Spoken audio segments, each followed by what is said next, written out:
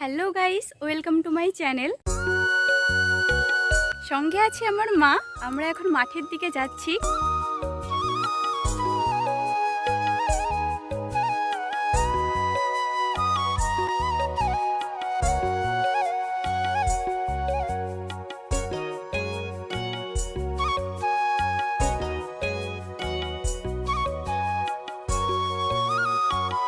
আমাদের মাঠে যাওয়ার রাস্তায় এতটাই পরিমাণে কাদা, সকাল থেকে এত পরিমাণে বৃষ্টি হচ্ছে। এক্ষুনি একটু বৃষ্টিটা থেমেছে, ভাবলাম যে একটু মাঠের দিক থেকে ঘুরে আসি।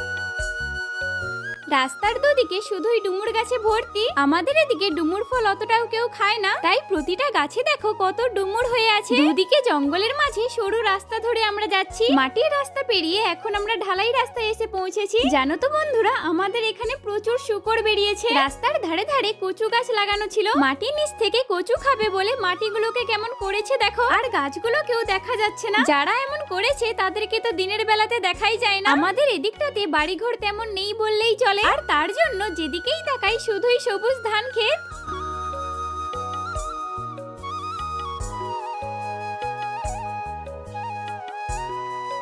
জমির ধারে, রাস্তার ধারে ধারে দেখো ভেন্ডি গাছ লাগানো হয়েছে। এগুলো কিন্তু আমাদের নয়, যাদের জমি তাদের ধারে ধারে লাগানো হয়েছে। আমাদেরও জমির ধারে ধারে লাগানো হয়েছে। চারিদিকে দেখো শুধু সবুজ হয়ে আছে।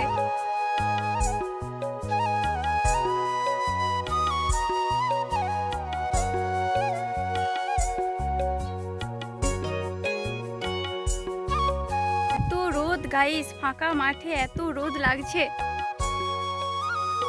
মেঘলা ওয়েদার থেকে হঠাৎ করেই এত রোদ হয়ে গেল। ভোরের বেলায় সবাই মুগড়ে ছেড়ে নিয়ে যায়, তারই কিছু চুনো মাছ এখনো রাস্তায় পড়ে আছে। জমির এদিকের জায়গাগুলোতে প্রচুর মাছ আছে, শোল, ল্যাঠা, কই মাছ আর চুনো মাছও অনেক আছে। বন্ধুরা এই দেখো পাট গাছের ফল কিরকম হয়েছে। আমি এর আগে কিন্তু কখনো এরকম পাট ফল দেখিনি, তোমরা দেখেছো কিনা জানি না। পাট শাক একদিন তুলে নিয়ে গিয়ে রান্না করে খাবো। এইটুকু শশা গাছে কত ফুল হয়েছে, আর কিছুদিন গেলেই শশা হওয়াও শুরু হয়ে যাবে। এদিকটাতে সব বেগুন গাছ লাগানো হয়েছে। এই ঝিঙ্গেটা মনে হয় বুড়ো হয়ে গেছে।